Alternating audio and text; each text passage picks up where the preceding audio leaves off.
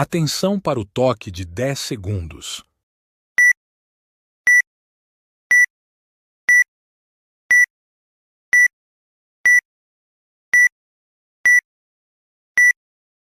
Forma-se nesse momento a Rede de Canais Progressistas do Brasil.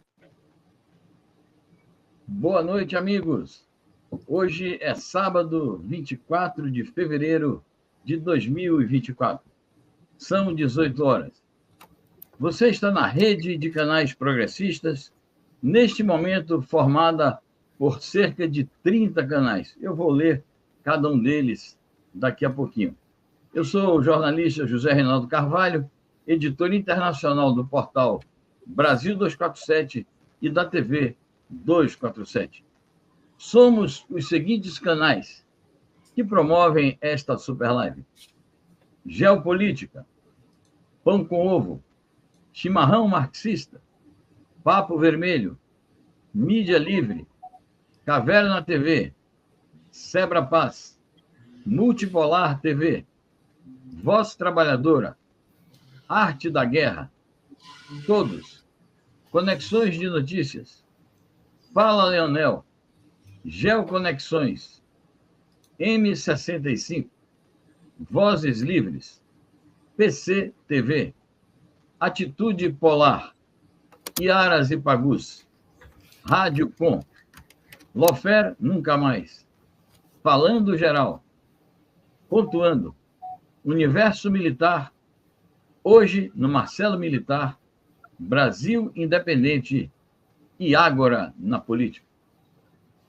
Realizamos hoje este programa especial, uma super live, para fazer um balanço dos 2 anos da Operação Militar Especial, iniciada pela Federação Russa há exatos 2 anos, no dia 24 de fevereiro de 2022, às 5 horas, hora local. Além do balanço, obviamente, nós faremos uma análise do significado geopolítico deste acontecimento que abala muitas estruturas neste século XXI. Quero aqui apresentar os outros 3 amigos e camaradas com quem terei a honra de compartilhar esta importante super live.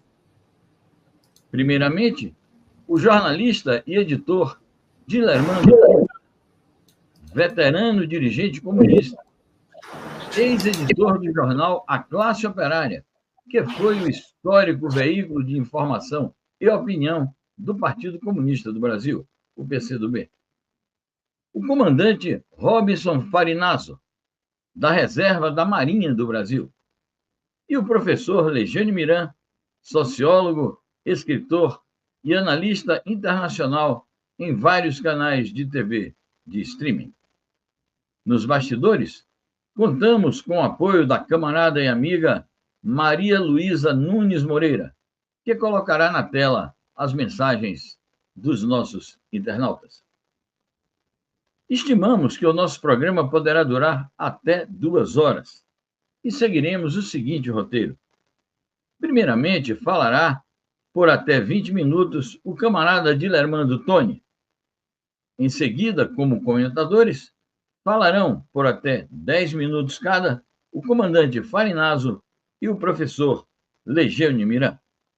Na sequência, abriremos para perguntas e observações dos internautas que nos acompanharem durante esta super live.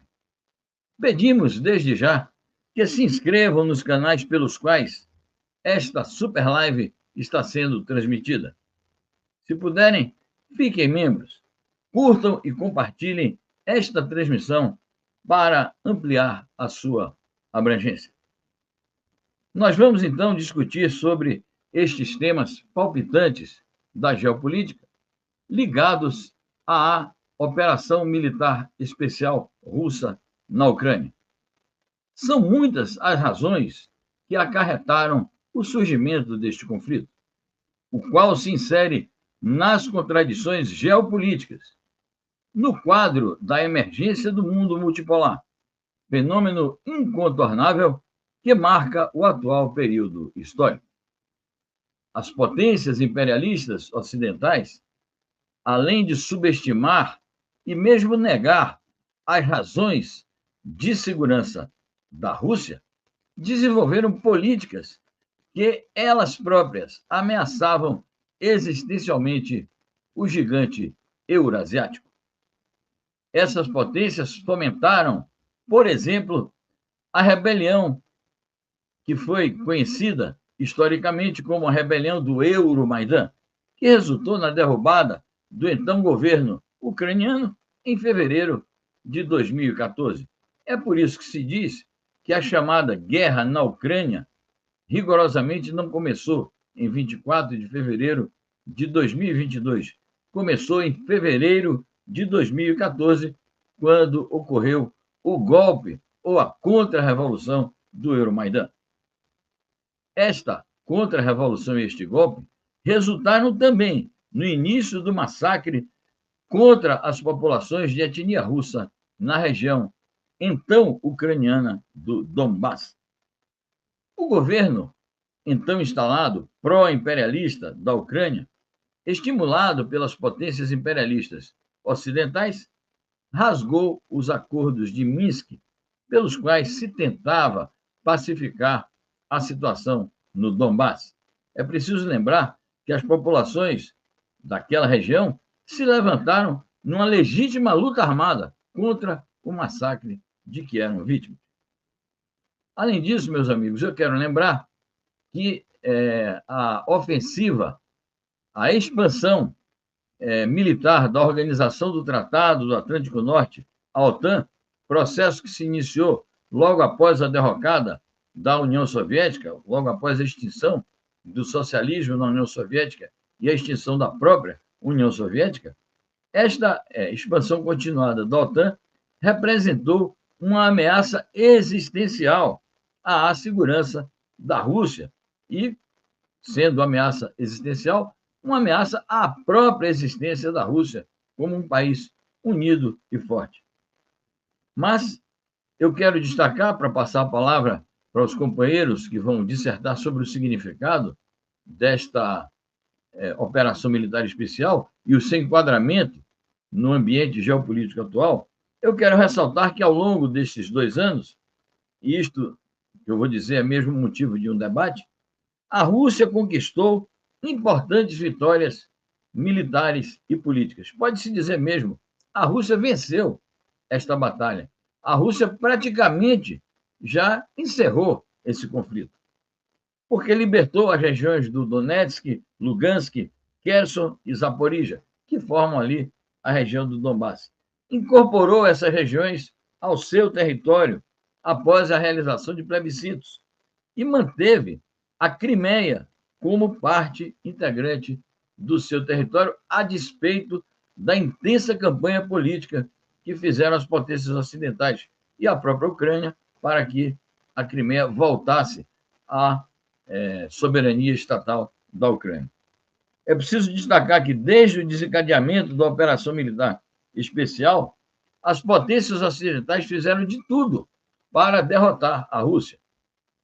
Promoveram sanções econômicas, desenvolveram uma ajuda militar maciça à Ucrânia, realizaram a campanha de isolamento político e diplomático da Rússia e praticaram por toda parte, no plano cultural, no plano esportivo e mesmo no plano civilizacional, lato sensu, o chamado vício, a chamada campanha da russofobia. Portanto, tentaram tudo isso, mas fracassaram redondamente, porque, insisto em dizer, a Rússia venceu este conflito, embora não haja ainda sinais claros de que o conflito está no fim, por conta da posição da Ucrânia e das potências ocidentais que insistem em se negar a negociar de maneira objetiva e pragmática com a Rússia. Então, eu, dizendo essas palavras introdutórias, exatamente para animar o debate, juntamente com vocês, estou aqui ansioso para escutar a palestra do nosso camarada Dilermando Toni, que vai exatamente discorrer sobre o significado geopolítico deste conflito no quadro da instalação do mundo multipolar. Muitíssimo obrigado, gente. Passo, então, a palavra para o nosso camarada Dilermando Tonier. Boa noite a todos. É um prazer muito grande poder estar dividindo aqui esta mesa com o Zé Reinaldo, que já introduziu muito bem o tema, o comandante Farinácio e o professor Eugênio Mirran, não esquecendo a Maria Luísa, que está nos apoiando aí. Então, é um prazer muito grande poder estar aqui compartilhando com vocês.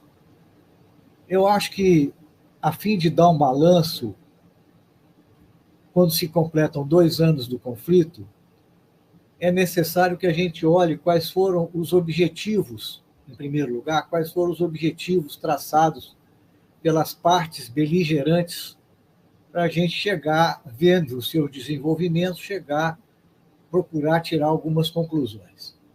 Mas antes é necessário situar o contexto histórico em que o conflito se dá. O conflito se desenvolve em solo europeu, que viveu uma estabilidade política relativa a partir do fim da Segunda Guerra Mundial, em 1945. De 1945. Aliás, diga-se de passagem que a Europa foi, ao longo dos séculos, palco de muitas guerras, né? E foi, no século passado, palco de 2 guerras mundiais. Elas aconteceram em território europeu, né? Com alguma pontinha, um ataque aqui, outro acolá, uma coisa na África, um ataque de Pearl Harbor, etc., Japão, mas a guerra mesmo aconteceu em território europeu.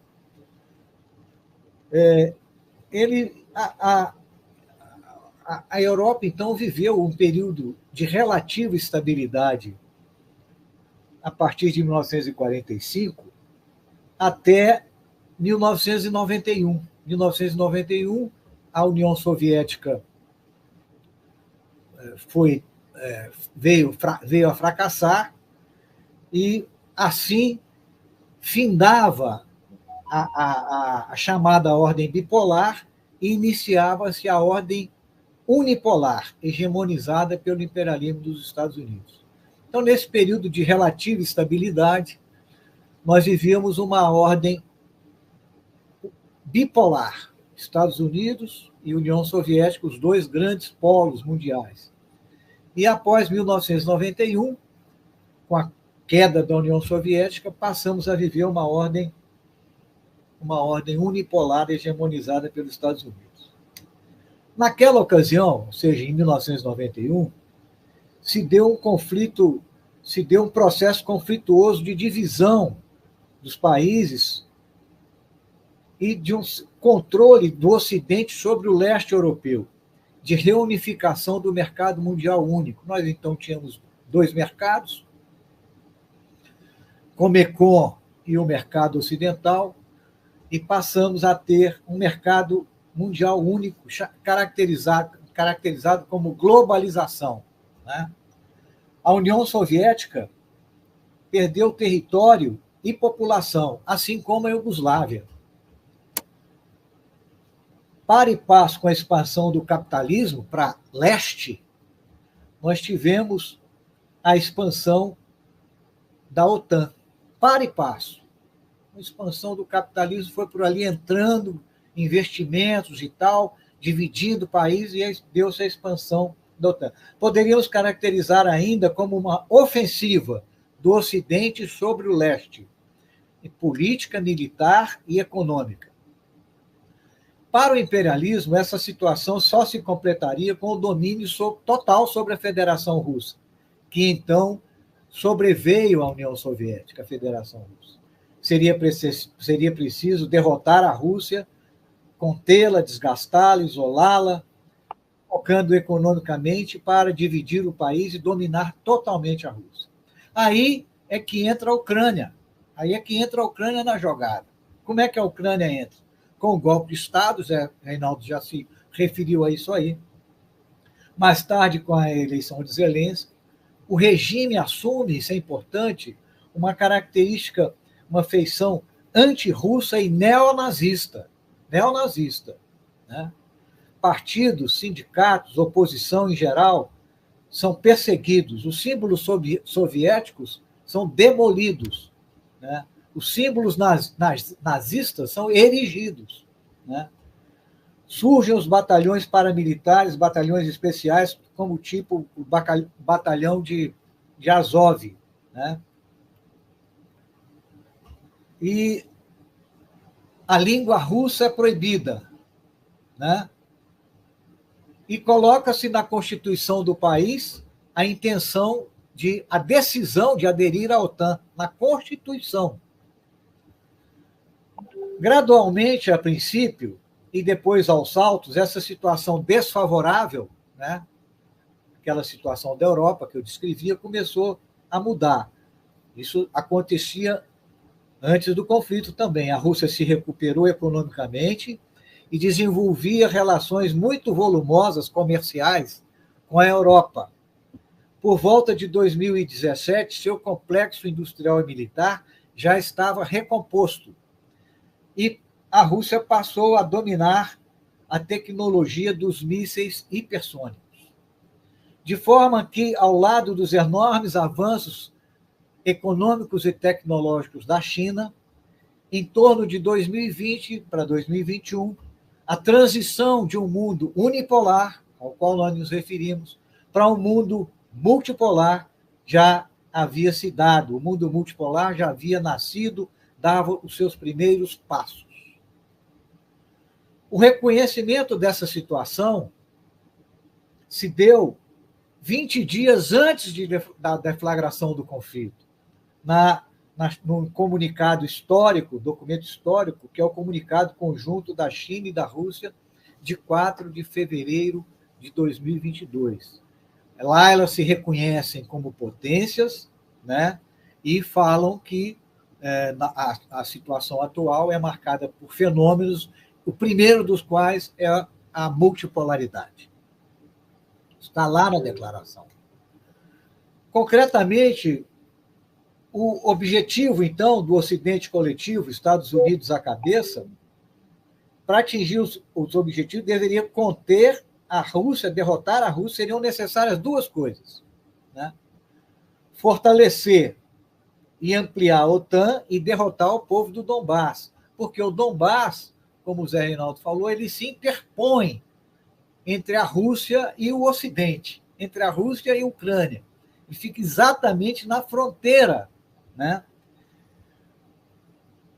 Um povo de língua e etnia russas, cujas repúblicas são fronteiriças à Rússia. Esses objetivos foram traçados com base na avaliação de que a Rússia jamais suportaria o esforço,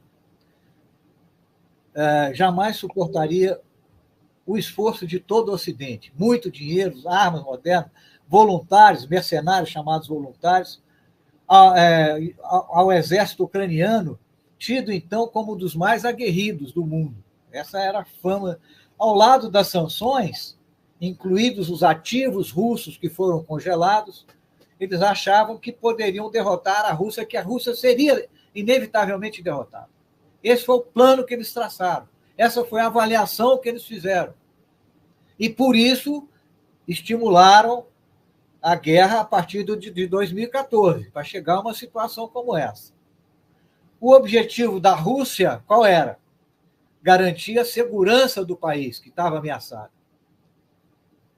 Para isso, se tornava necessário uma operação militar, para proteger a operação do Donbás, para desmilitarizar e desnazificar a Ucrânia, impedindo que o país entrasse para a OTAN.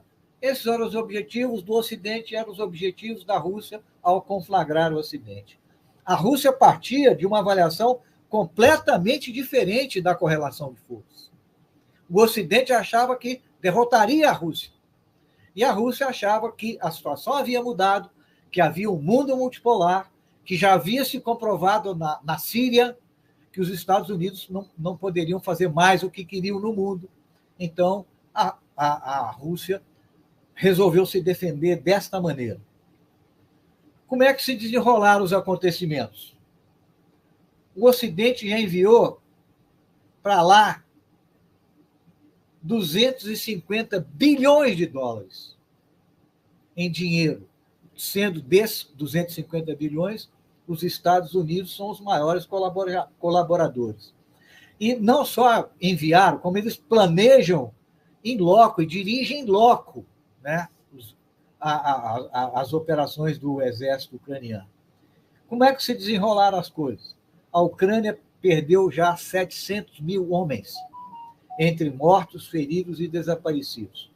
Hoje, ainda hoje, Legione, Carlos Legione, Farinazzo e Zé Reinaldo, o Ministério da Defesa russo noticiou que os números do material bélico fora de combate, 574 aviões, 267 helicópteros, 13.315 veículos aéreos não tripulados, drones, 473 sistemas de defesa antiaérea de mísseis e 15.207 tanques e veículos blindados de combate, e fora outros materiais. Então, é pesado. Como é que se desenvolveu? A República de Donetsk foi declarada a República e aderiu, e Lugansk aderiram à Rússia através de plebiscito, o Reinaldo falou nisso, assim como as regiões de Kherson e Zaporizhzhia. Se desprenderam da Ucrânia e passaram a integrar a Federação Russa, somando-se à Crimeia, que já o havia feito em 2014. A Rússia controla hoje 20% a 25% do antigo território ucraniano, né? Todas as iniciativas de paz fracassaram. É um outro aspecto do desenrolar dos acontecimentos. Todas as iniciativas. Foram várias iniciativas. Tanto por pressões do Ocidente, como pelas exigências colocadas pelo governo ucraniano. O governo ucraniano quer a retirada total, a volta ao domínio do Donbass e a volta da Crimeia, né?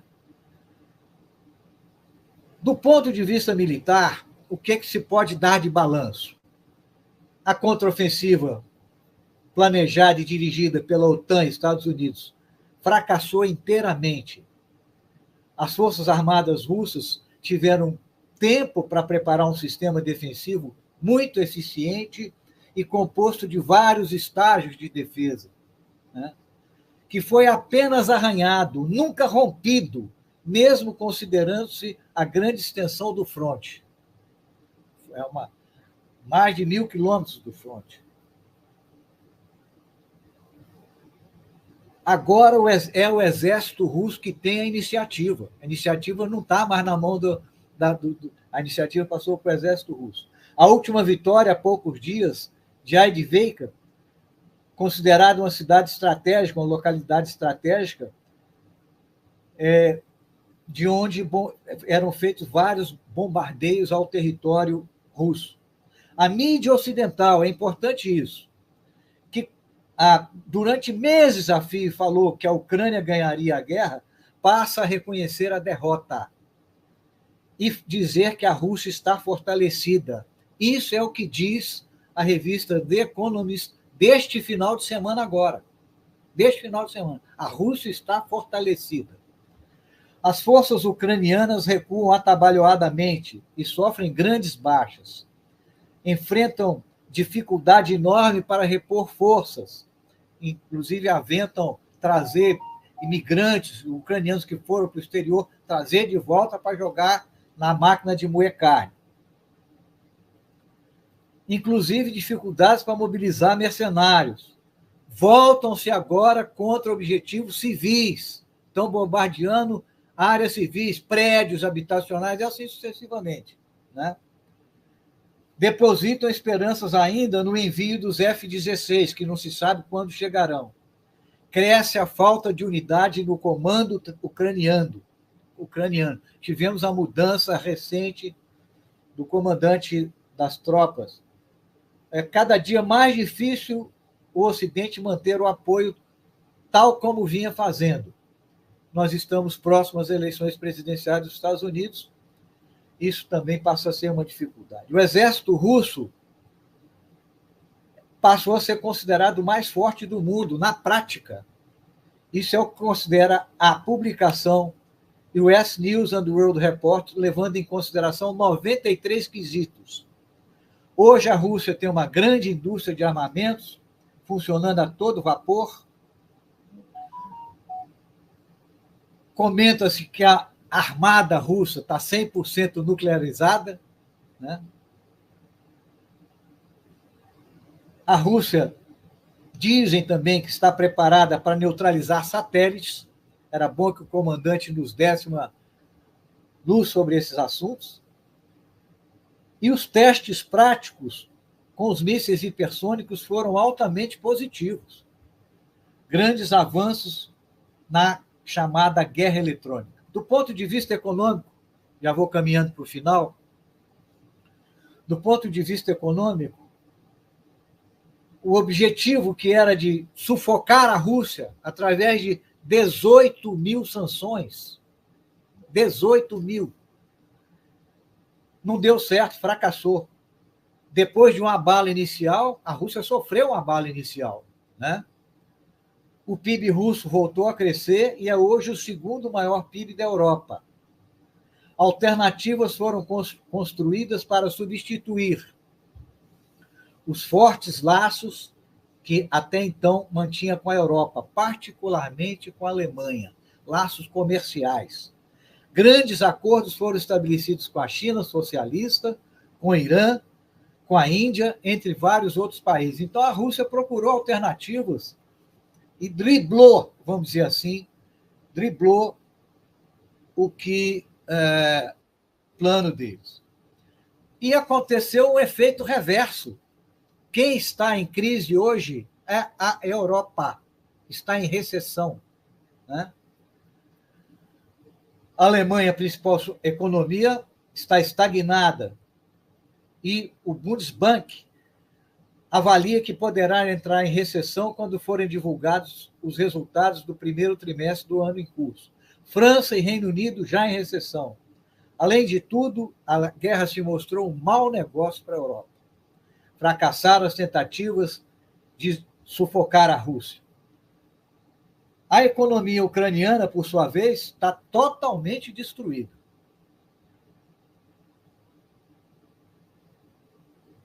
Do ponto de vista geopolítico, fica patente que o conflito ucraniano reflete grandes disputas geopolíticas.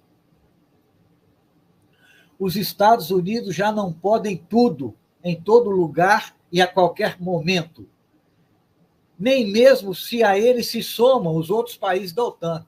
O Ocidente não pode mais fazer o que bem entende. Veio à tona o conflito porque o mundo já havia deixado de ser unipolar, porque a Rússia já havia emergido como uma grande potência mundial que, aliada à outra grande potência mundial, a China, passaram a conformar uma nova era de multipolaridade. E a Rússia avaliou corretamente que, numa situação como essa, poderia defender a sua segurança e barrar o imperialismo. O desenrolar do conflito, com a inequívoca vitória russa, representa um passo a mais na construção desse mundo multipolar. Perspectivas de paz.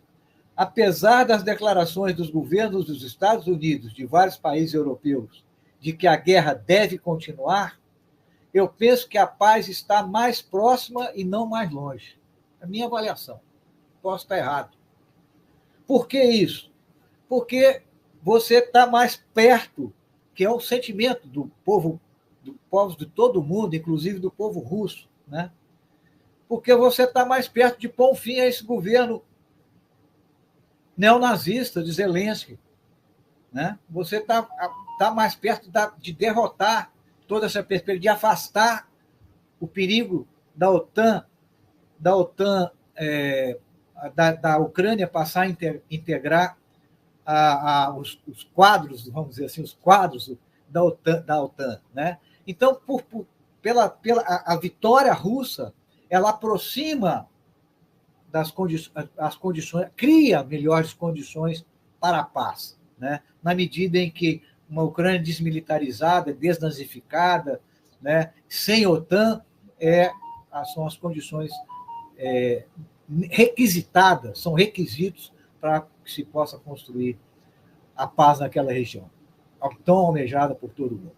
Era isso. Muito obrigado.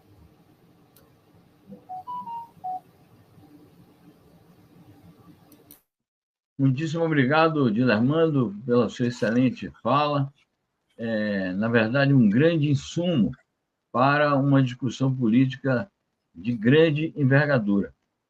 Além de você ter feito um balanço bastante judicioso e preciso da situação da guerra ali na fronteira entre a Rússia e a Ucrânia, a operação militar especial, você colocou a perspectiva da multipolaridade como pano de fundo dos conflitos internacionais em seu conjunto. Então, eu acho que é sob essa ótica que o Legiane e o comandante Farinaço vão comentar para nós. Então, eu pediria para o comandante Robson Farinaço tomar a palavra e fazer o seu comentário sobre esse palpitante tema, partindo, naturalmente, das grandes contribuições que deu o companheiro Dilermando Tony. É com você, comandante. Muito obrigado, Zé Reinaldo. Parabéns aí ao Diller pela exposição. Gente, antes de começar, eu quero que a gente reflita sobre uma coisa. Tem dois nomes que são vítimas indiretas dessa guerra e do imperialismo, né, que não podem ser esquecidos de forma alguma. Um é o Julian Assange e outro é o Gonzalo Lira. A gente não pode esquecer esses nomes de forma alguma. De forma alguma. Essas pessoas foram martirizadas, né, no caso do Assange, sendo martirizado em vida, né, em nome da liberdade de informação. Quero agradecer também a grande heroína oculta aqui dessa live, que é a dona Maria Luísa. Tá? Dona Maria, a senhora é fantástica. Bom, vamos começar agora então, gente. Nós temos que lembrar o seguinte. Está se passando ali na Ucrânia uma luta entre russos e ucranianos. Se fosse só isso, já teria acabado. A Rússia acabaria com a Ucrânia em questão de dias. É uma luta da Rússia contra a OTAN e seus aliados. É uma luta da Rússia contra 40 países. Às vezes eu vejo o pessoal falar, mas não é possível que uma potência não tenha acabado com essa guerra em 2 anos. A Rússia não está lutando só contra a Ucrânia, amigos. Essa é que é a verdade. Como foi o caso da União Soviética. A União Soviética não enfrentou apenas a Alemanha, né, nas suas estepes. Enfrentou a Alemanha, enfrentou a Hungria, enfrentou a Itália, enfrentou a Romênia, uma série de países aliados da Alemanha. Então, na verdade, a Rússia ela sempre enfrentou a mão pesada do imperialismo. Essa guerra é exatamente disso que se trata.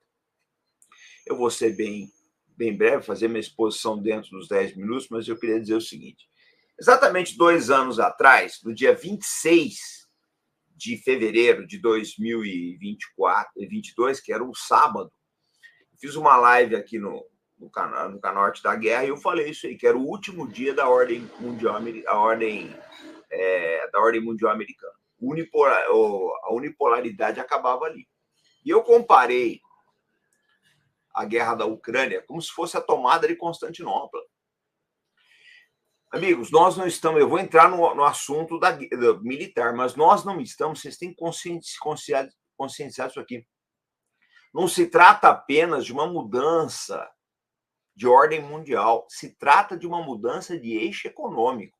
O eixo econômico deixará de ser ocidental, euro-americano, e vai passar para a Ásia. A gente não tem dúvida disso. A Europa vai sair empobrecida, já está empobrecendo, tá? E essas coisas não vai ter como reverter isso daí. Dito tudo isso, vamos agora entrar no cenário militar. Em primeiro lugar, eu preciso dizer o seguinte. A Rússia enxerga a Ucrânia como um povo irmão. Eu vou falar uma curiosidade aqui que poucas pessoas têm conhecimento de como essa guerra é complicada do ponto de vista, né, do ponto de vista assim social. O senhor Volodymyr Zelensky, ele aprendeu a falar ucraniano com 30 anos de idade. Falava russo, ele cresceu falando russo. O general Syrskyi, que agora comanda o exército ucraniano, nasceu na Rússia. Os parentes dele ainda estão na Rússia. Então, é uma guerra do ponto de vista sentimental, do ponto de vista social, muito difícil de ser travada pela Rússia. É quase uma guerra civil. Esse aqui é um ponto. O mais perverso disso tudo é que se criou uma situação ali de se jogar ucranianos contra russos nesses 10 anos, aí começa lá no Maidan, 2013 para 2014, que se criou uma situação perversa. Por quê? Porque, na verdade, e vocês acham aí relatos disso dos anos 80, 70, a OTAN já sabia que a Ucrânia era um ninho de nazistas, era um ninho de radicais, era um ninho de fascistas, desde antes da Segunda Guerra Mundial. Eu lembro que o general Vatutin foi um dos melhores generais da União Soviética, um dos artífices da vitória de Stalingrado. O general Vatutin morreu numa emboscada de fascistas ucranianos, a caminho da Polônia. Então, a OTAN tinha uma noção muito clara do poder do fascismo na Ucrânia. E esse poder emerge com toda a força no Maidan, e a gente viu que as tropas nazifascistas, o Azov e outros aí, a gente viu as atrocidades e a capacidade de resistência deles nas batalhas de Mariupol, Bakhmut, agora mesmo, Avdiivka. Quando o Syrskyi viu que a Avdiivka ia cair, o que ele fez? Mandou uma brigada de nazifascistas ali, sabia que esse pessoal luta com um radicalismo muito grande, um fanatismo enorme, que eles eram a única esperança de resistência da Ucrânia. Porém, e eu tenho quase certeza que o general Syrskyi sabe disso, né? Mas ele é atraído pelo de sempre, o poder, né? Quando ele deram o cargo de comandante do exército ucraniano, ele não pôde recusar, mas ele sabe que as chances da Ucrânia são diminutas. Vamos entrar na guerra agora propriamente dita. Essa guerra teve várias fases. Então, as pessoas que acham que a Rússia esperava uma vitória rápida, eu penso que a coisa não é bem assim. Eu penso que quando a Rússia entra na Ucrânia, eles sabiam, primeiro, o exército ucraniano se preparava para o massacre no Donbass. Eles iam entrar ali na região do Donetsk e provavelmente cometeriam atrocidades ali, principalmente as tropas dos batalhões nazistas aí.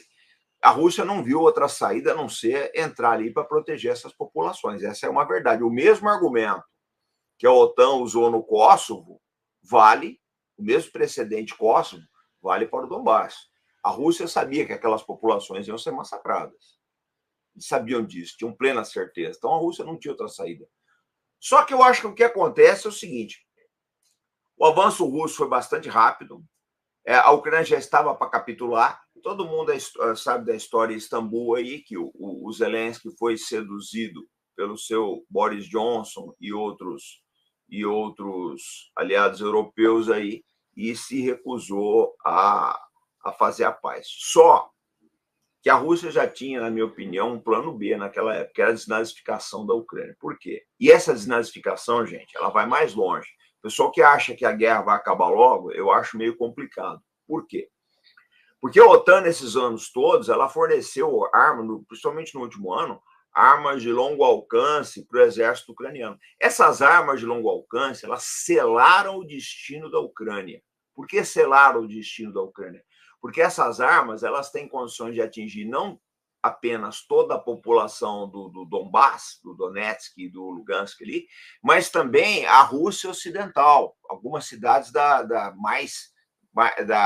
mais a oeste da Rússia. E o que acontece? O Putin jamais vai poder tolerar isso.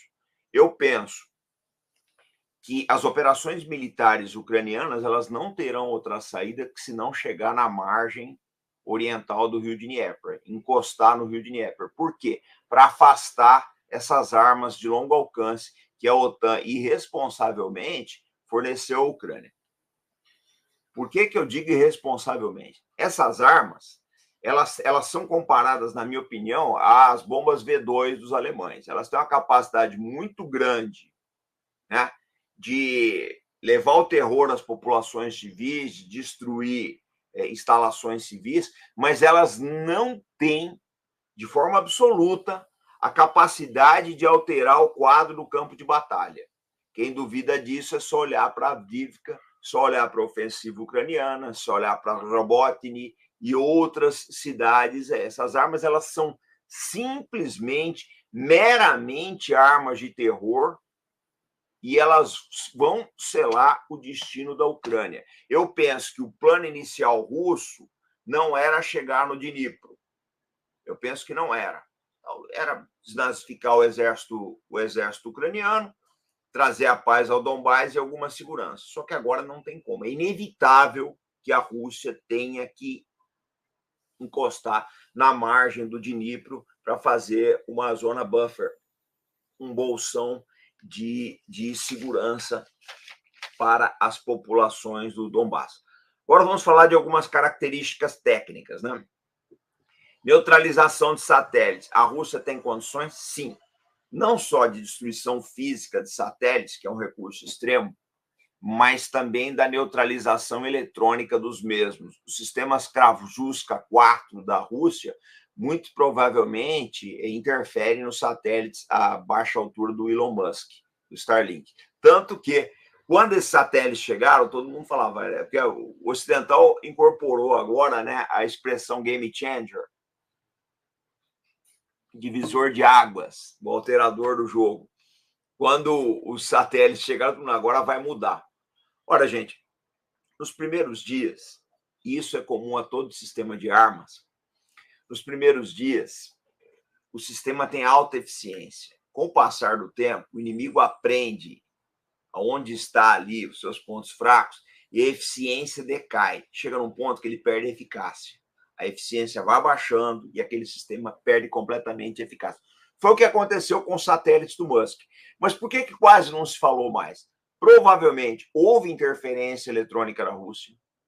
A Starlink deve ter percebido que teria um grande prejuízo comercial e essas operações foram deixadas um pouco de lado. Recentemente, apurou-se que o exército russo se apossou de alguns terminais Starlink, ou por compra no mercado negro, ou por ter se apoderado em combate do exército ucraniano, e estão fazendo uso dos mesmos. O fato é o seguinte: o que quer que o senhor Musk tenha levado de novas tecnologias para a Ucrânia foi apreendida por Moscou e talvez por Teherã. Essa é uma coisa. Agora vamos falar dos mísseis hipersônicos. Os mísseis hipersônicos, eu não tenho dúvida do seguinte: o país que tem o domínio pleno das potencialidades dos mísseis hipersônicos é a Rússia. A China está num caminho muito bom, eu não tenho dúvida disso. O Irã está engatinhando, eu acho que tem todo o futuro, a Índia pensa em alguma coisa, mas quem detém a grande expertise disso, expertise operacional, empregou os mesmos aí para destruir alvos de valor na Ucrânia, inclusive concentrações de oficiais da OTAN, porque morreram muitos oficiais da OTAN e isso está sendo varrido para baixo do tapete. O coronel McGregor, ele disse que já morreram 400 americanos na Ucrânia, sendo que desses 400, 60 seriam militares da ativa. Isso está sendo varrido, só que a gente vê que toda semana agora está caindo um helicóptero nos Estados Unidos, onde caiu um. É até esquisito essas quedas. Então, para finalizar os mísseis hipersônicos, os Estados Unidos desprezaram esse sistema de armas, não investiram nada e agora não têm condições de emular esses sistemas. Esse é que é um fato. Hoje em dia, nenhum teste hipersônico americano nos últimos 5 anos foi bem sucedido. Nenhum. E essa semana passada nós tivemos um teste triste aí também de um míssil lançado de submarinos britânicos aí que funcionou mal. Quer dizer, essa guerra está mostrando o seguinte: primeiro, a Rússia tem um domínio pleno da tecnologia bélica. Segundo, as indústrias da Rússia são ponta de lança. Terceiro, os escritórios de produção de armamento da Rússia continuam operados em quase 100 anos, de 1930 até hoje, esses escritórios nunca perderam a sua eficácia. É o escritório que deu o Kalashnikov, que deu os MiG, o Sukhoi, e por aí vai. E é uma lição que o Brasil deveria aprender. Por último, eu quero colocar uma coisa. Eu excedi 2 minutos aí, tá, gente? Vou encerrar agora. Por último, que eu quero colocar uma coisa que talvez seja o mais importante. Eu acho que a Rússia, eles tiveram uma visão estratégica muito assertiva no sentido de se preparar esses anos todos, porque eles sabiam que a coisa vinha. Esse ataque do Ocidente era sabido desde a época de Joseph Stalin. O Stalin, nos últimos anos, ele falava que esse ataque viria mais cedo ou mais tarde, e a Rússia preparou a sua indústria bélica. O fato é que hoje a indústria bélica da Rússia, além da eficiência de entregar excelentes produtos, ela tem a melhor velocidade e escala de produção do mundo. Essas são minhas considerações iniciais. Obrigado, gente. Muitíssimo obrigado, comandante Farinasso. Vamos agora ouvir o nosso querido camarada, sociólogo e escritor, analista de política internacional, Legênio Miranda. É com você, Legênio. Obrigado, camarada Zé. Boa noite, a comandante Zé, Dilermando. Parabéns, Diler, pela brilhante exposição. E fez 20 minutos cravado. E parabéns ao comandante também, que agregou informações. Eu fiz aqui um pequeno roteiro com 8 pontos. E vou abordar temas que os meus camaradas e companheiros anteriores não abordaram. Aparentemente, vou tentar fazer avaliações. Primeira questão é o caráter da guerra. Essa é uma guerra imperialista dos Estados Unidos contra a Federação Russa. Nesses 24 meses, nós fomos bombardeados diariamente que era uma guerra da Rússia contra a Ucrânia. Não. Nós, eu, Dília, comandante, Zé, desde o primeiro dia, nós dissemos essa é uma guerra dos Estados Unidos, OTAN, União Europeia, contra a Rússia. Não é uma guerra da Rússia contra a Ucrânia. A Ucrânia é um mero detalhe. Segundo, é uma guerra econômica. E nem todos os tais analistas, e o que não faltam por aí é todo mundo virou especialista em política internacional, muita gente não leva em conta o aspecto econômico. Esta foi uma guerra para que a Europa parasse de consumir o gás russo e passasse a comprar o gás dos Estados Unidos 5 vezes mais caro. Estamos falando de 5, 20 centavos o metro cúbico, R$1, $1, 20 centavos de dólar, $1 o metro cúbico. Por quê? O gás que os Estados Unidos fornecem, ele não tem gasoduto, são 12 mil quilômetros de mar. Ele vem em liquefeito. Você tem que comprimir, transformar em líquido, transportar naqueles navios com grandes abóbadas, né? E quando chega no porto lá de algum país europeu, ele tem que ser, de novo, expandido para gás. Isso custa dinheiro. Mas eles não estão preocupados com isso. Tinha que parar de comprar o gás russo. A terceira questão é a aplicação desenfreada das sanções. Eu pesquisei bastante agora. Existem 21 países no mundo, dos 193 da ONU, que sofrem sanções de algum tipo, de algum nível e com um número que não se sabe ao certo, mas a Rússia é o top com mais de 20 mil sanções. E, mais uma vez, se provou que não dá para governar o mundo por sanções. Não se derruba um governo fazendo um povo sofrer, e a teoria é essa. O povo sofrendo fica com raiva desse governo que não é amigo dos Estados Unidos, troca e põe um governo amigo dos Estados Unidos, aí a felicidade volta. Não funciona assim. O quarto aspecto, esta guerra mostrou o quanto a Europa, a gente fala, a Europa é continente, a União Europeia é outra coisa, 27 países. Uma Europa ocupada militarmente desde a criação da OTAN. Em tese, a Segunda Guerra, os aliados libertaram a Europa do nazismo, mas eles caíram na dependência militar dos Estados Unidos.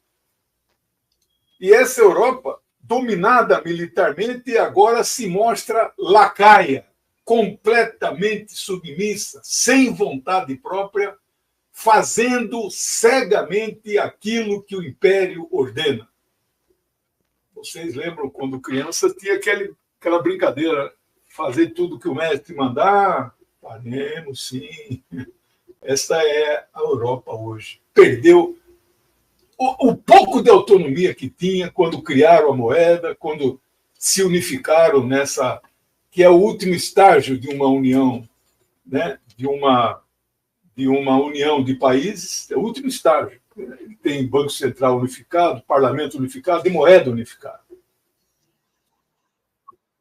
O quinto aspecto é uma guerra que fez cair a máscara de certos setores que se proclamam de esquerda, que chamaram, desde o primeiro momento, a Rússia de um país imperialista e o Putin de fascista.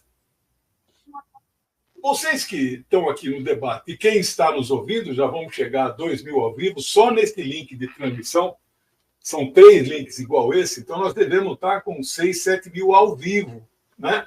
É um recorde para esse nosso sistema aí que nós inauguramos dia 1º de outubro de 22, quando nós comentamos na primeira Super Live, né? Então, e alguns desses que se dizem de esquerda chegam a citar Lenin. E meus camaradas Zé e Diller conhecem, o comandante provavelmente também conhece, o texto famoso do Lenin, Falência da Segunda Internacional, né? Onde ele acusa Kautsky, né, de estar subordinado, porque o Kautsky orientava o proletariado a se alistar nos exércitos da burguesia, né, e participar da guerra. Ele falou, não, essa guerra é uma guerra imperialista. Aí essa gente que se diz de esquerda escreveram vários artigos. Eu perdi muitos amigos naquele período, não converso com vários. Eles escreveram, pois Lenin, lembra de Lenin, o que Lenin disse? Como se esta comparação tivesse alguma coisa a ver. Nada a ver. Um sexto aspecto, nós sempre dizíamos, eu e o Zé, pelo menos que temos um programa semanal, agora dia 24 de junho, Zé, vai fazer 4 anos, né? Nós vamos bater em 200 programas semanais. Desde o primeiro dia de guerra, esse é um programa que nós temos lá na TV 247, que vai transmitir esse, não ao vivo, mas em outro horário. Aquele programa meu e do Zé é mais do que comentário e análise. Ele é um divisor de águas, né? Digamos assim. Quando o fato acontece, igual o programa do comandante, o comandante tem feito live de 8, 10 minutos, ele baliza. As pessoas que o assistem formam opiniões, né? E eu e o Zé dissemos desde o começo, esta guerra se trava a consolidação do mundo multipolar, que já era multipolar antes, a despeito de muitas pessoas e analistas dizerem não, é a transição ainda, o império está fortíssimo, né? Ali se trava a guerra para consolidar o mundo multipolar. E consolidou. Claro que tem as suas fragilidades, mas o mundo é multipolar e a Rússia venceu. Eles não acabam essa guerra porque não sabem o que fazer. Porque assinar um termo de paz agora teria que ser nos termos de quem vence a guerra. Ou vocês não lembram, 9 de maio de 1945, a rendição da Alemanha perante o Exército Vermelho. Ou dia 2 de setembro, a rendição do Japão perante os aliados lá, Estados Unidos e União Soviética, que a guerra seguiu no Pacífico, né? Então, eles não podem. E parar a guerra é admitir a derrota, mas não é a derrota da Ucrânia, é a derrota do imperialismo. É isso que algumas pessoas veem, mas não enxergam, não conseguem captar, né? Não são dialéticas. A sétima questão, a Rússia venceu a mídia, que já começa a reconhecer a derrota na Ucrânia como uma derrota dos Estados Unidos, da OTAN e da União Europeia.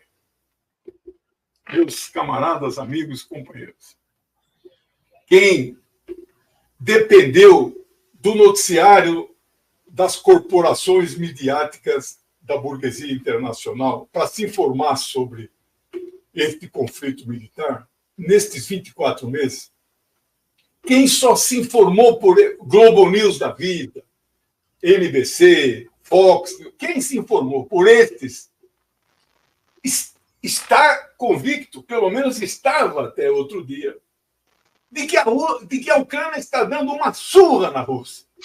E a Rússia está perdendo feio.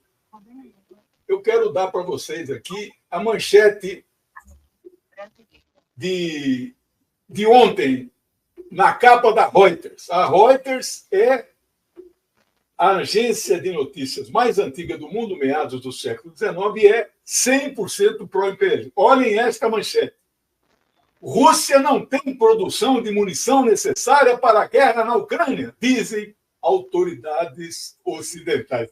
Comandante, é uma piada uma coisa dessa. A munição acabou na Ucrânia, mas é a Rússia que não tem.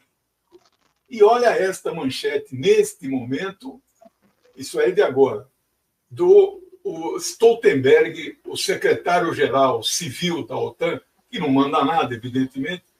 Olha a manchete no Sputnik nesse momento. Chefe da OTAN alerta que a situação na Ucrânia é, abre aspas, extremamente séria. Aqui, eles começam a transição, né? E jogar a toalha. Acabou. War is over. Né? E a última questão, para a gente abrir o debate, vamos ver aí como é que a gente seleciona perguntas, né? A Ucrânia sai destroçada da guerra. O Diller deu a informação de 700 mil soldados mortos, 1,5 milhão de feridos, mutilados, doentes, problemas psíquicos. A paisagem de qualquer cidade da Ucrânia hoje são jovens mutilados, sem braço, andando de muleta, sem perna. Isso não tinha 2 anos atrás. E 5 milhões de refugiados saíram, foram vagar pela Europa, que os acolheu, porque eles têm olhos azuis e são loirinhos. Infraestrutura arrebentada. E perdeu 1/3 do seu território, que não será devolvido, porque eles já foram devidamente anexados à Rússia por decisão da população, com plebiscito de 98%, não é, a favor. Nós queremos ser russos. O mapa da Rússia já foi redesenhado. Os livros escolares deste ano aqui já saem com um novo mapa. Ali é uma região da Rússia chamada Novorossia, que sempre foi. É o preço que se paga de submissão ao imperialismo. Eu fico por aqui, só essa introdução aí.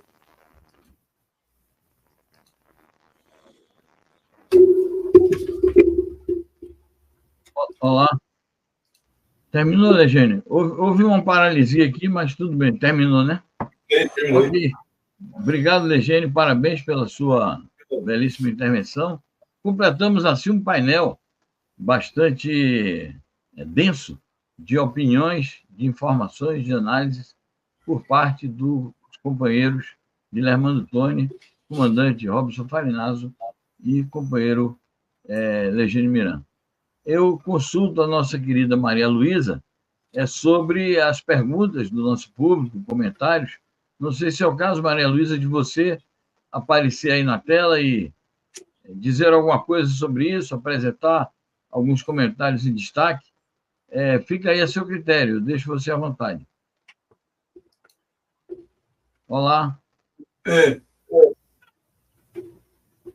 Bom, É isso. A gente precisaria ter em mãos algum roteiro de perguntas. O ideal é que a Maria Luísa conseguisse entrar na tela e ela própria fazer a locução e apresentar, e na sequência os companheiros, lá vem ela. Muito bem, Maria Luísa, é com você. Boa noite, tudo bom?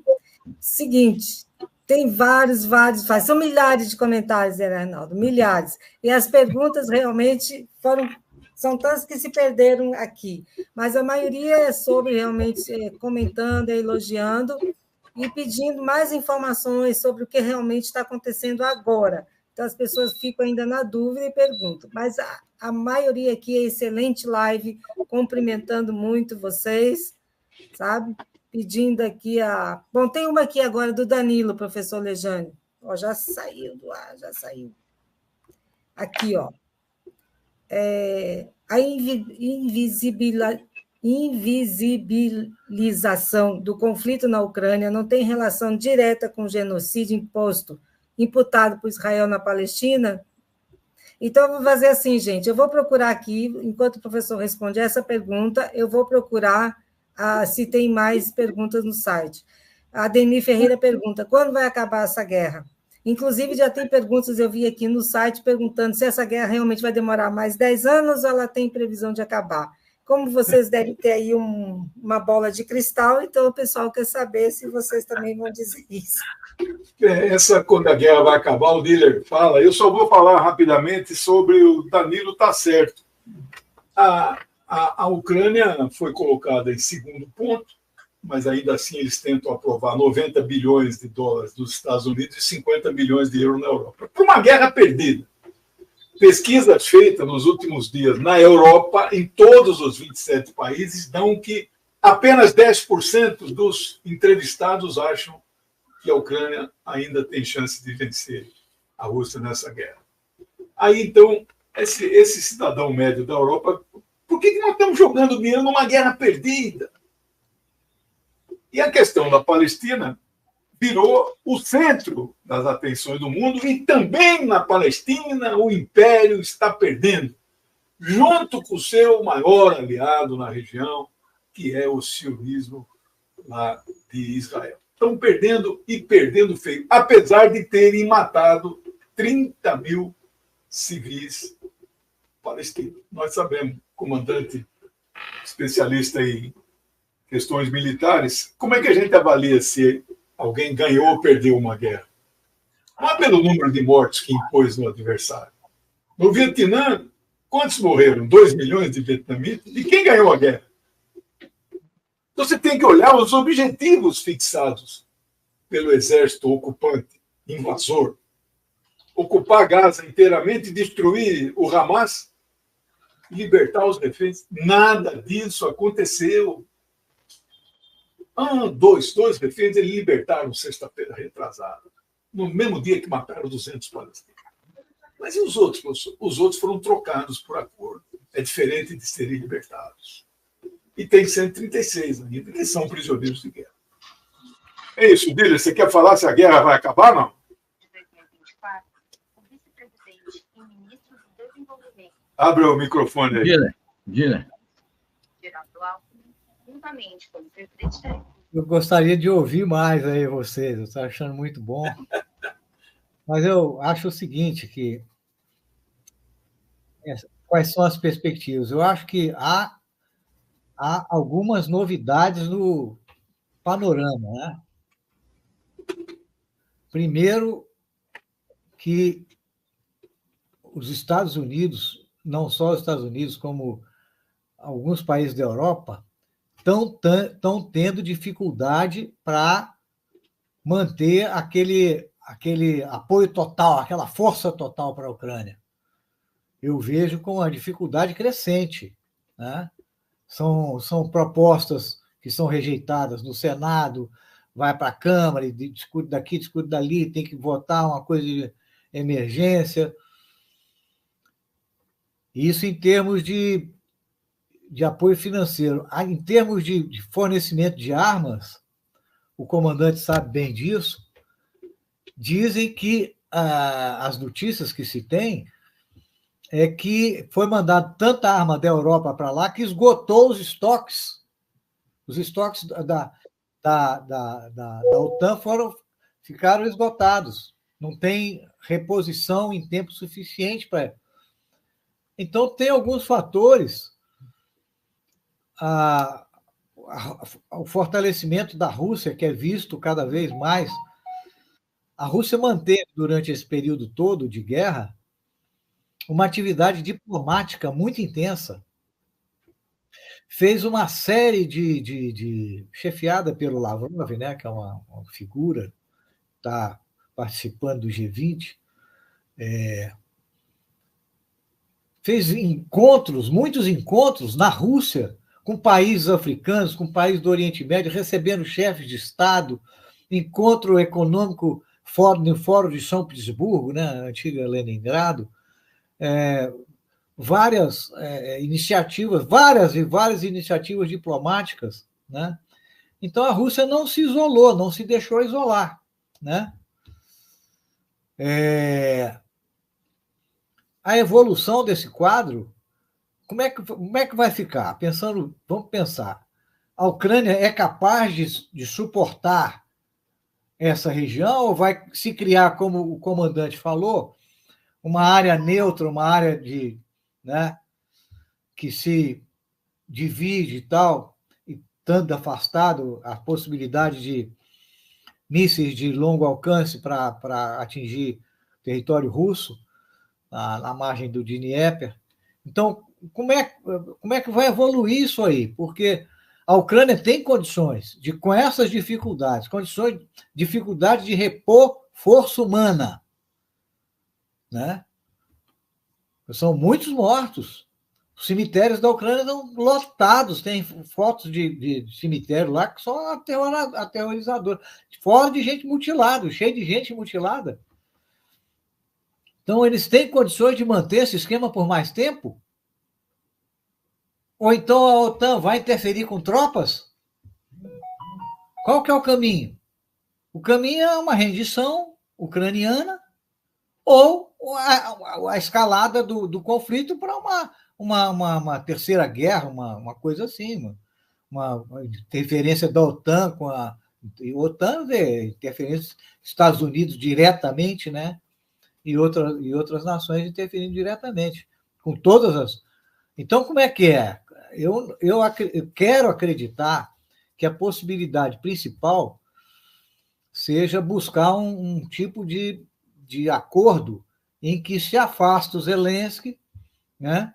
Se mantém ali aquelas áreas que já foram passadas para controle da Rússia, né? E que se busque ali uma situação intermediária, uma zona de não. Uma zona neutra, né, comandante? Uma zona neutra ali, como a gente chama de zona buffer. Buffer em química é aquele.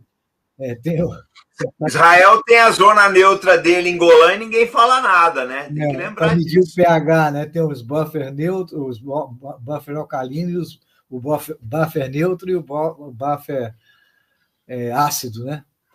Mas como é que vai ser? Eu acredito que a solução que eu consigo enxergar, como é que está evoluindo o conflito?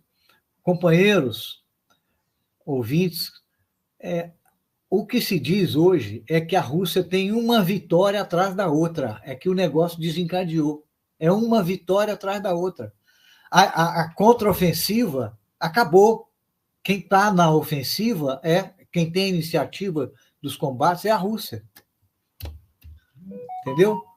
Então, como é que vai ficar essa situação? Então, eu acredito que o que seja mais possível afastar os Zelensky, tirar esse perigo e buscar um acordo. A outra alternativa seria uma escalada para um conflito de proporções muito maiores. Era isso. Perfeito. Bom, vamos ver se temos algumas perguntas mais por parte da Maria Luísa.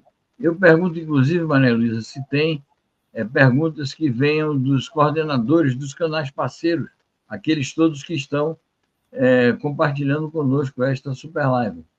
Eu acredito que sim, viu? Tem uma aqui para o comandante. Vocês querem que eu faça todas as perguntas? Vocês anotam depois, que tem algumas aqui no site, depois vocês vão respondendo. O comandante pergunta: qual a maior lição para as Forças Armadas brasileiras por conta desta guerra? Temos também: houve o aniversário da Revolução Russa e Putin não deu as devidas homenagens a Lenin. Como os senhores veem esse movimento do Putin? É de Oswaldo Freitas, 06. Eu não sei dizer se vai ser de coordenador do canal ou não, porque tem muitas, né? Estados Unidos, a maior potência militar do mundo, não consegue derrotar a Rússia porque não leva a sério nem o dinheiro americano, nem a vida de ucranianos. É isso? História humana. A possibilidade de uma terceira guerra mundial é plausível no atual cenário geopolítico? A Cícera Aparecida. Não, Ailton de Martim. Tem gente ainda na Ucrânia para lutar nessa guerra? A Bruna Marx. Professor, deve ser professor Lejane. O eixo Londres e Washington tem alguma coisa a ver com panturquismo na Ásia Central, inclusive na China? O Valdeci. Se confirma a informação de que ativos bloqueados russos serão transferidos para a Ucrânia? Bom, tem mais aqui, e o Fala Sério. O Fala Sério é um canal que está transmitindo também. Ele diz que bolas de cristal que funcionam deve estar custando caro no mercado nesses dias, né? Porque eu fui falar da bola de cristal. O Oswaldo Freitas de novo. Falando em Israel, como fica essa ligação dos conservadores russos com os sionistas de Israel? Tá bom assim? Depois faz mais? Que tem mais. Deixa eu começar rapidinho. Eu já vou até noticiar aqui. Eu recebi um e-mail agora, o Zé também recebeu, daquele nosso amigo Benevides, deve estar nos assistindo. Ele levanta aquele site chamado Avaz, que é ligado aí ao sionismo, está fazendo uma campanha de assinaturas, cujo texto é o seguinte: nós, ucranianos, estamos morrendo para defender a democracia. Em breve serei convocado a lutar. Então, estou aproveitando este triste aniversário da invasão para dizer que nossa esperança está acabando.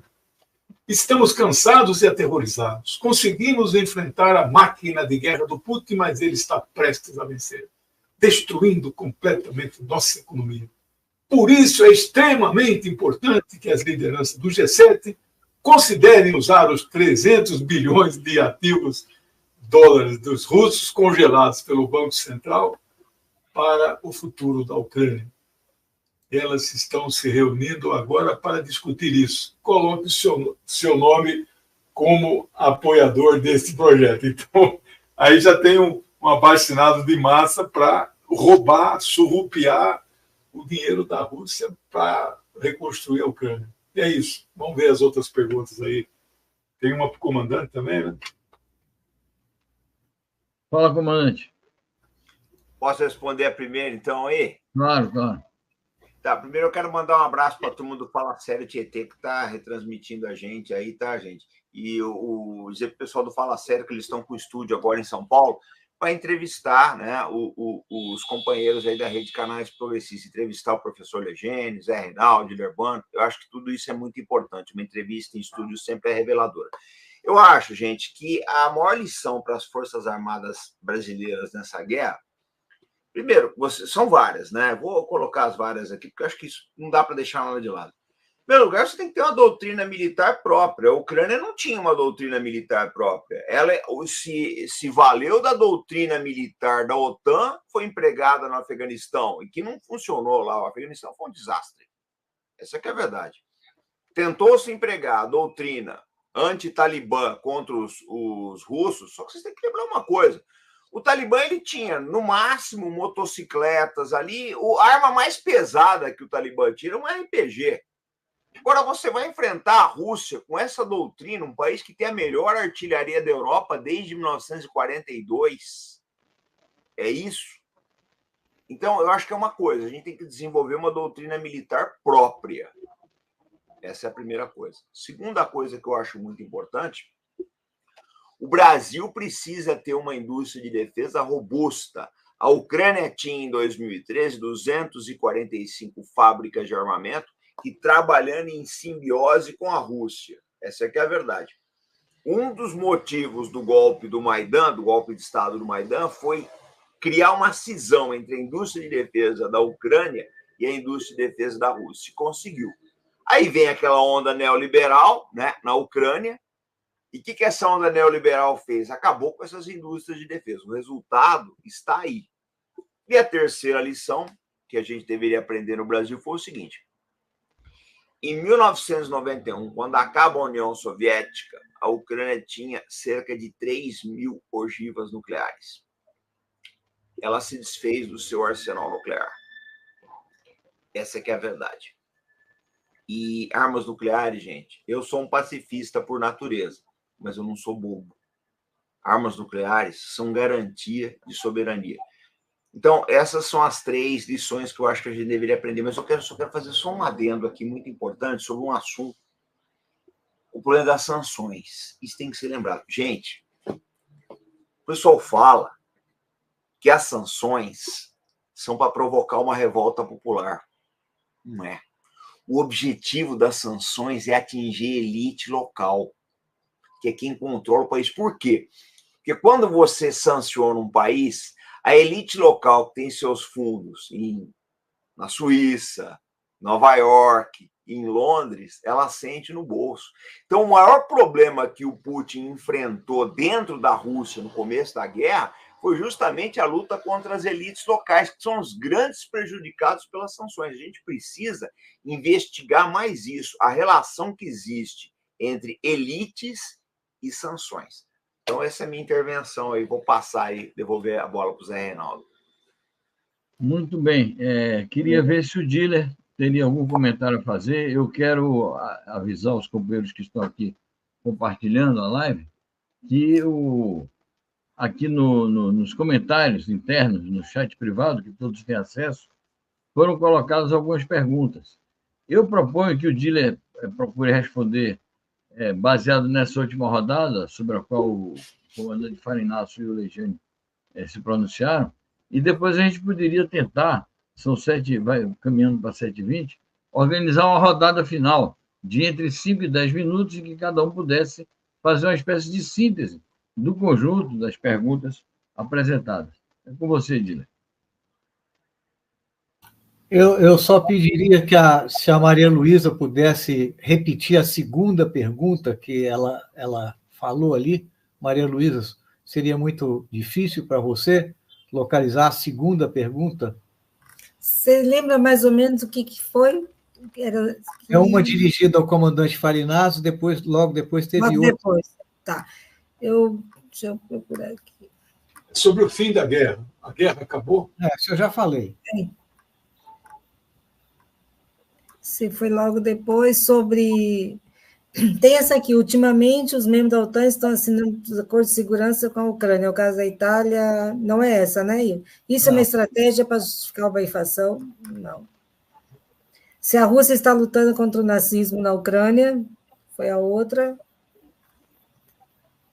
Não. Como fica a ligação dos conservadores russos com os sionistas de Israel? Não, é bem antes, bem antes. Tem gente ainda na Ucrânia, a possibilidade de uma terceira guerra mundial? Sim, eu vou falar um pouco sobre isso. A maior potência do mundo não consegue derrotar a Rússia. Vou falar sobre essas duas questões. Boa. Em primeiro lugar, os Estados Unidos não são a maior potência militar do mundo. Mais. Não são. Primeira coisa é isso. Né? Existem aí vários levantamentos e existe também a opinião dos russos. Né? A opinião do Shoigu, que é o ministro de Defesa russo, ele disse que o exército russo comprovou na prática, né, que é o exército mais apto atualmente. Né? Incorporou um grande número de pessoas depois que começou o conflito ucraniano, né? E com um nível de especialização desses combatentes altíssimo, nível de especialização tecnológica altíssimo. Passou a dominar coisas da guerra eletrônica, localização de alvos e tal, com uma precisão incrível. Você vê hoje uma guerra baseada em sensores e drones. São armas utilizadas em larguíssima escala. Sensor, ele localiza tudo, o sensor. E o drone ataca, né? Carrega também o sensor, o drone. Então, os Estados Unidos não são mais o que eu acho. Escrevi um artigo recente sobre essa questão da multipolaridade, etc., em que eu chego à seguinte colocação lá. Eu acho que existe um certo equilíbrio de forças. Não sei qual é a opinião do comandante, né? Eu acho que existe um certo equilíbrio de forças entre a força militar da Rússia, da China e dos Estados Unidos, né? Em várias coisas, a China é mais forte. A China tem uma armada é a Marinha, é aí do comandante, né? Tem uma armada muito maior do que a dos Estados Unidos. Os Estados Unidos têm mais porta-aviões, né? E assim sucessivamente, muitos critérios, né? Essa revista que eu falei, o US News and World Report, levou em conta 93 quesitos de comparação. Chegou à conclusão de que o exército russo é o mais forte hoje, né? Tem uma publicação de outros sites também chegando a essa mesma conclusão. O Shoigu, como eu disse, chega a essa mesma conclusão. Então, eu acho que existe um certo equilíbrio de forças. Os Estados Unidos tem o quê? 750 bases ao redor do mundo, né? Com 200 mil homens ao redor do mundo, né? E é uma potência atômica. No entanto, a Rússia tem mais ogivas do que os Estados Unidos. Então, a China, a Rússia e os Estados Unidos se equivalem. O problema é que os Estados Unidos têm como aliado uma Europa que nem se compara à aliança da Rússia com a China. Se você soma Estados Unidos e Europa, OTAN, se você soma Rússia com China, Rússia e China é muito maior. Esse que é o problema. Então, eu acredito que os Estados Unidos sejam hoje a maior potência militar do mundo. Eu não acredito. Acredito que há um equilíbrio de forças por aí. A outra questão, como é que foi a outra questão, Zé Reinaldo, por favor? Ela levantou, foi sobre a... Me passou. Bom, era isso. Sobre a força militar, era essa observação que eu tinha para fazer. Muito bem. Bom, gente, eu acho o seguinte, eu acho que nós fizemos um bom painel de exposições e de perguntas e respostas. Eu acho que se os três companheiros conferencistas fizerem uma apreciação final, uma espécie de balanço, uma síntese, naturalmente algumas ideias podem ser não repetidas, mas enfatizadas, e algum aspecto que eles não tenham enfrentado por conta da falta de tempo e considerem necessário ainda discorrer sobre isso, eu proporia uma rodada final em que cada um falasse. Poderíamos manter a mesma ordem, primeiro fala o Diller, depois fala o comandante, depois fala o Mato Grosso, e eu procuraria, no final, fazer uma pequena alocução também de encerramento, e a nossa meta de aí por volta das 7h50, no máximo 8, a gente termina a live, que é um grande sucesso midiático, um grande sucesso político, mostra a força dos canais alternativos na internet brasileira, mostra a força do movimento anti-imperialista, porque isso faz parte do movimento anti-imperialista. É com você, Dila. Bom, meus amigos, as pessoas que nos ouvem, eu quero agradecer a compartilhamento aqui com vocês desses momentos. Eu quero dizer o seguinte, que essa questão do mundo multipolar é uma questão que influencia tudo o que acontece hoje em dia. Tudo. Ele se dá sob esse guarda-chuva do mundo ser um mundo multipolar. Tanto no Oriente Médio, como aqui também, na nossa terra, né? Você vê que o Lula agora foi para a África, né? E lá desafiou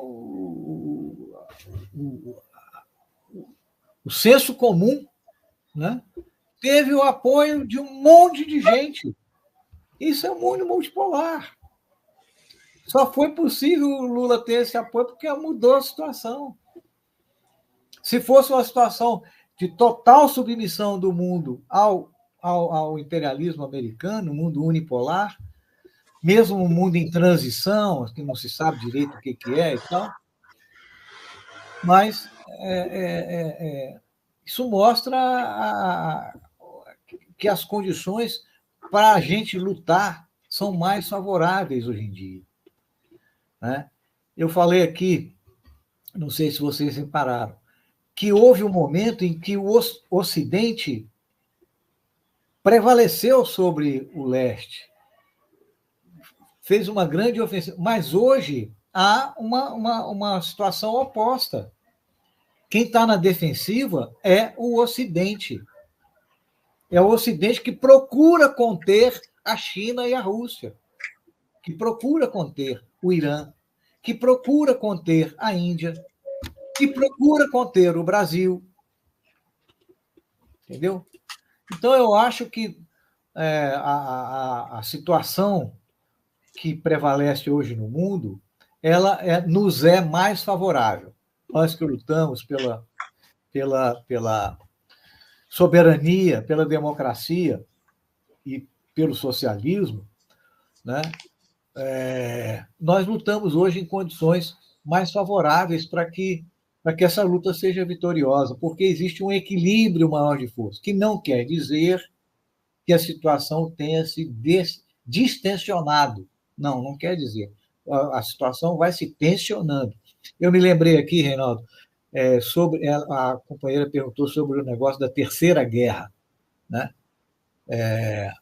Lá na pergunta que ela tinha feito. Eu observo o seguinte: a questão da Terceira Guerra Mundial, de um conflito maior, ele não pode ser afastado, né? Não é uma coisa iminente, imediata, porém, é uma coisa que a gente deve estar sempre alerta, e por isso é mais importante do que nunca a gente defender a bandeira da paz. E a bandeira da paz como uma bandeira que possa unificar os povos, que possa compartilhar o desenvolvimento, a soberania, a democracia, tal qual vários outros povos, vários outros países vêm fazendo, né? Criar um mundo compartilhado e tal, um mundo pacífico, de desenvolvimento pacífico. Mas o perigo da guerra, ele existe, e ele pode crescer na medida que a situação vá se desenvolvendo, ou pode diminuir, não sei, na medida que essas forças se imponham sobre as outras, forças que estão sendo vitoriosas se impõem sobre as outras, pode diminuir também. Mas o perigo é um perigo que existe. E, então, a luta pela paz ganha uma importância enorme nesse momento atual. Todos nós deveríamos participar dessa luta pela paz no mundo de hoje. Muitíssimo obrigado, Dilermando, e parabéns pelas suas lúcidas reflexões e colocações aqui. Eu passo para o Farinácio. Muito obrigado, Zé. Olha, pessoal, eu vou ser bem sucinto, assim, naquilo que me toca, que é analisar a situação militar, né? Eu acho que muita gente aí fora do nosso círculo, né, anti-imperialista, o pessoal não entendeu o que a Rússia quer. A Rússia não pensa em vencer uma guerra por nocaute. Ela nunca quis isso. Essa coisa do nocaute é coisa do ocidental. A Rússia está ganhando a guerra da Ucrânia por pontos. E é isso que ela quer, é ganhar por pontos. Ela não quis uma vitória assim decisiva, não acabou não, porque à medida que ela levou essa guerra para pontos, ela foi desgastando o Ocidente. O desgaste do Ocidente é enorme. Não esperem que a guerra da Ucrânia vai ser a última guerra contra o imperialismo, porque ela não vai. Vem outras guerras aí, vocês podem ter certeza disso. Outra coisa, sobre poderio militar, eu penso dessa forma. Os Estados Unidos, eles têm uma mentalidade romântica das guerras. O que os Estados Unidos pensam? Em lutar com os chineses, né? Uma batalha tipo esses filmes do Tom Cruise, aí, a batalha de porta-aviões ao pôr do sol. Não é assim que o chinês trabalha. O chinês trabalha no longo prazo. Eu só quero lembrar para vocês que em 1820, isso está na internet, vocês podem procurar, a economia chinesa era 6 vezes maior que a economia do Reino Unido e 20 vezes maior que a economia americana. E a China vai voltar a esses números. Eu não tenho a mínima dúvida disso, que eles estão correndo para buscar esses números. E eles sabem que, uma vez chegado nesses números, os Estados Unidos não têm condições de competir militarmente com eles. Então, eu penso que nós estamos indo para isso. Vai ser uma coisa lenta, uma coisa lenta. A situação do Iêmen piorou muito para a Marinha dos Estados Unidos, eles não estão dando conta. No momento que nós estamos fazendo essa live, a aviação americana está bombardeando Sanaa, no Iêmen, mas eu duvido que isso seja efetivo para deter os ataques no Mar Vermelho e no Estreito de Bab el-Mandeb. Ou seja, os Estados Unidos têm um problema, 3 problemas militares enormes. Eu penso, só para encerrar, que a guerra da Ucrânia ela não é a última, e que assim que essa guerra acabar, que eu também não sei quando vai ser, pode acabar por esses dias, porque o exército ucraniano está numa situação difícil, ou pode durar 10 anos se o Congresso americano resolver queimar dinheiro inutilmente ali, mas eu penso que assim que essa guerra acabar, o acerto de contas com o imperialismo vai continuar. É só isso. Obrigado pela oportunidade maravilhosa. Peço para vocês que se inscrevam nos canais parceiros, vão se inscrever no Arte da Guerra também. Obrigado, gente. Obrigado, comandante Robson Farinasso. Perfeitas colocações, grande contribuição para a compreensão desses fenômenos tão complexos do mundo contemporâneo. Legiane Miran. Obrigado, camarada Zé. Eu tenho aprendido muito com o comandante Farinasso. Eu que estudei muito das questões militares, mas ele é um analista, um especialista, então agradeço muito, comandante. E agradeço muito esse conjunto de outros canais que você tem trazido, que estão se incorporando neste nosso RCP, Rede de Canais Progressistas. Vamos abrir um debate lá naquele grupo, lá, se não é o caso de Rede de Canais Anti-Imperialista, mas isso a gente fez depois, porque todo mundo aqui é anti-imperialista, né? E já pensar na 5ª live unificada, com 40 canais, né? Bom, eu anotei aqui algumas perguntinhas e vou fazer uma conclusão, né? Muita gente pergunta, o Trump acabaria mesmo com essa guerra? Ele fala, eu acabo essa guerra em 24 horas. Ninguém acaba uma guerra em 24 horas. Mas a política externa dos Estados Unidos é igualzinha, ela é bipartidária. Não há grandes diferenças, mas tem nuances de diferença, né? Você veja que o Trump não abre a boca para falar na questão palestina, porque ele é a favor do genocídio. Então ele fica quieto e prefere que o Joe Biden se afunde, né? Agora, na Ucrânia, eu acho que o centro da campanha nos Estados Unidos vai ser a Ucrânia, não vai ser a Palestina. Não vai ser, né? Mas por que a Ucrânia? Porque o Putin vai pegar, olha, você gastou 250 bilhões de dólares, e olha aqui a situação do nosso país. Né? Esse vai ser o centro. Uma guerra perdida, guerra infinita. Então, Trump não é fogo que se cheire, pessoal. Não pensa que... Nós temos um grande dilema. Acabei de receber agora um e-mail de um camarada de origem palestina do Comitê Central do Partido Comunista dos Estados Unidos. Os camaradas lá têm um drama danado. Apoia quem? Fazer campanha pelo voto nulo? Pela abstenção? Né? É difícil. Bom, tem uma pergunta ali. Os Estados Unidos desistiu da Ucrânia e vai focar em Israel? Verdade. Eu acho que a mudança de posição, depois de que o Lula, 2 minutinhos que está circulando por aí, todo mundo já recebeu 30 vezes, que ele falou lá na Petrobras, nós reafirmamos que aquilo lá é um genocídio. Nós estamos com o povo palestino. Rapaz, isso torna torna o Lula um líder mundial.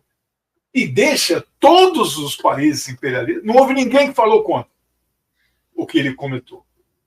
Não é?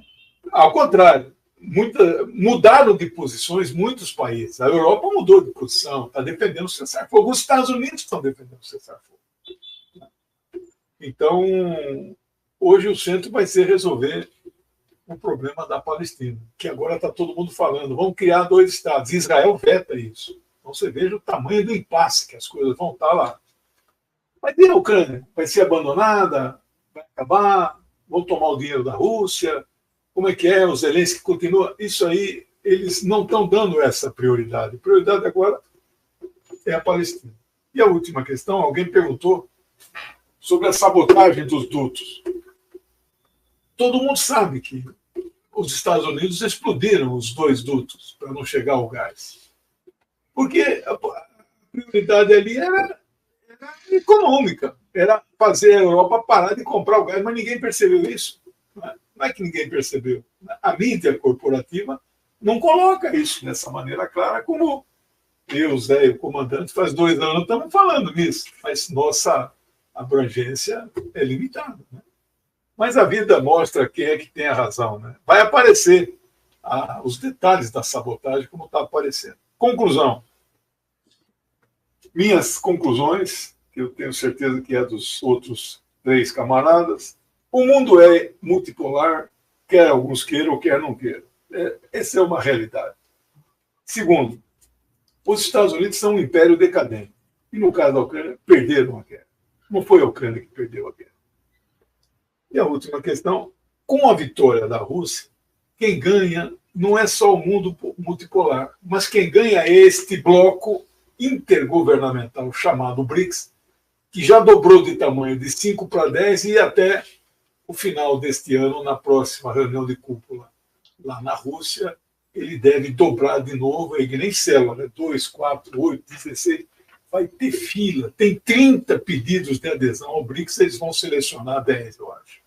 E vai entrar uma outra turma pesada, vai entrar a Venezuela, vai entrar a Turquia e outros mais. Então o BRICS vai se tornar, essa é a minha definição, é o maior bloco de contenção ao imperialismo. Acho que esse termo ele não vai enfrentar abertamente, não vai ter guerra, mas ele contém, ele segura.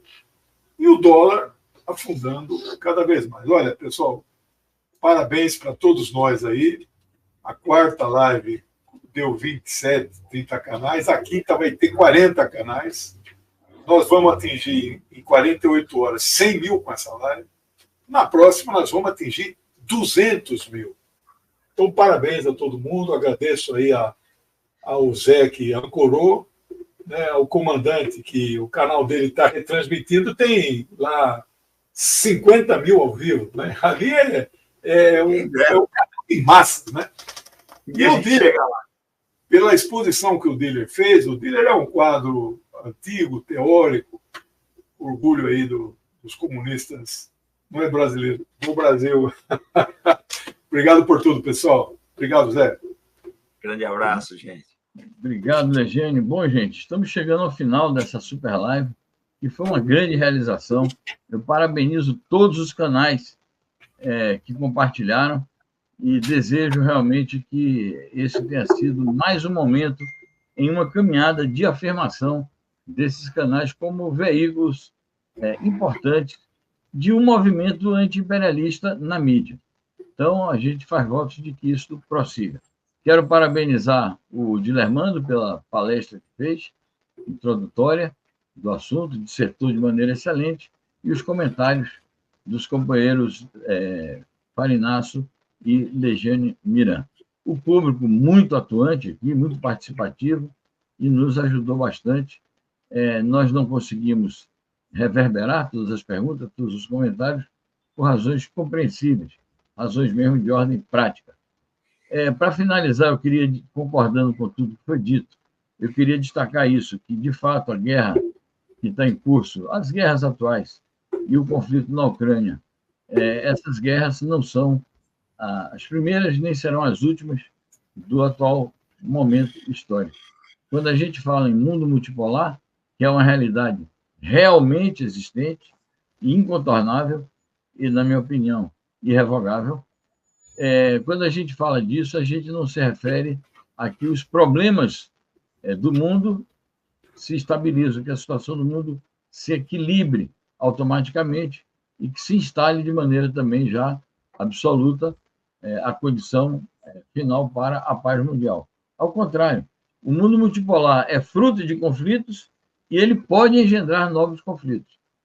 Não se sabe, não se pode prever que processos, que momentos, que episódios vamos viver e que caminhos vamos percorrer até atingir este ideal da humanidade, que é a paz e um reequilíbrio no mundo. É evidente que o imperialismo estadunidense e seus parceiros da OTAN reagem e reagirão ainda mais, de maneira violenta, com militarismo, com guerras localizadas, com confrontações e com a tentativa de impedir que esse processo histórico se acelere. Nós não sabemos dizer se o final disso será a existência de uma confrontação geral, e desejamos que não seja, porque uma confrontação geral, frontal, entre as potências, redundaria numa destruição da humanidade.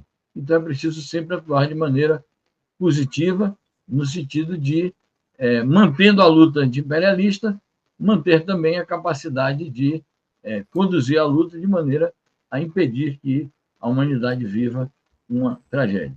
E um assunto que os companheiros trataram bastante, e que eu quero ressaltar, é que nesse mundo multipolar, uma das forças destacadas é o chamado Sul Global.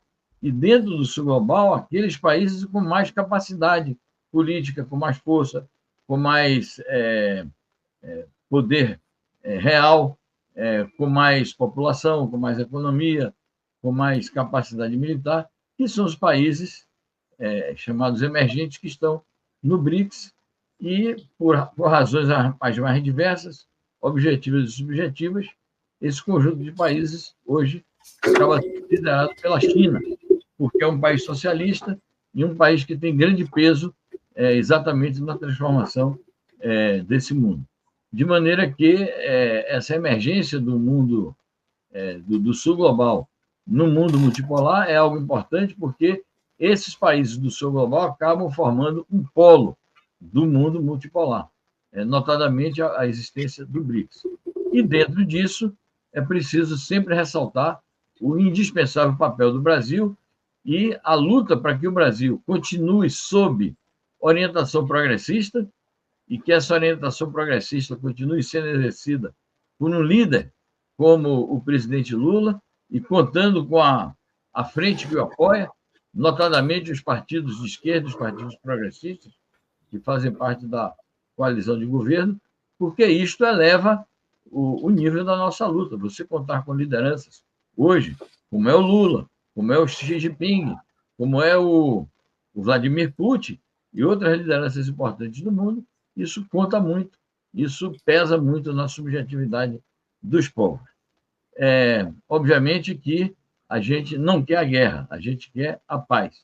Eu também tenho a impressão que a guerra chamada guerra na Ucrânia pode não ter um fim imediato do ponto de vista de chegar-se a uma negociação e a um acordo de paz. Eu acho isso difícil hoje. Mas acho que a tendência é a Rússia conquistar mais algumas vitórias no terreno e, a partir dessas vitórias, estabelecer uma espécie de zona, eu não diria nem que fosse uma zona neutra, eu diria uma zona altamente fortificada e que transforme aquela fronteira da Rússia, que hoje vai até o Donbass, portanto, reduzindo o território da Ucrânia, transforme essa fronteira em algo inexpugnável para o Ocidente, porque é óbvio que as vitórias que a Rússia alcançou, e mais as que vai alcançar, essas vitórias vão levar de imediato as potências imperialistas ocidentais, através da OTAN, a militarizarem ainda mais aquele ambiente e, portanto, a ameaçarem ainda mais a Rússia. Mas é claro que a Rússia vai tomar medidas para impedir que um ataque se concretize. Então, pode ser que a situação, digamos assim, de uma guerra latente, de uma guerra potencial, permaneça durante décadas, como é, por exemplo, lá na Coreia. A Península Coreana é isso. Há uma guerra, há um armistício, e nunca houve uma declaração dos Estados Unidos de que a guerra da Coreia acabou. Então, pode ser que a gente mantenha uma situação desse tipo. Mas a gente não pode prever exatamente com precisão como as coisas vão se desenrolar. O fato é que a aposta que devemos fazer é o desenvolvimento, a evolução, o progresso do mundo multipolar, porque isto é útil à luta anti-imperialista e é útil à luta pela paz. O nosso camarada Legene, que é um dos sites que lidera aqui o pool dos canais, é um dos canais que lidera aqui o pool, o homem sumiu. Eu não sei se a internet dele entrou em pane, mas ele sumiu. Eu pergunto se a Maria Luísa quer dizer algo de maneira final para a gente dar por encerrada a nossa super live. Eu agradeço enormemente a presença de todos vocês. Maria Luísa, pelo indispensável apoio técnico na produção. Então, eu passo para você, Maria Luísa. Só me despedir, que foi um prazer. Realmente, essa live foi fantástica. Os elogios aqui, depois vocês vêm nos comentar. O professor Legene caiu, mas não se machucou, já está de volta. Já está de volta. E realmente a live aqui foi fantástica, gente. Os comentários aqui são extraordinários. Estava com medo de ter hater, que uma live como esta, né, poderia provocar, né, mas realmente não teve nenhum xingamento, não teve nenhuma... É sucesso, Maria Luísa. Sabe como é que é, né, comandante? Opa, live boa, é como dizia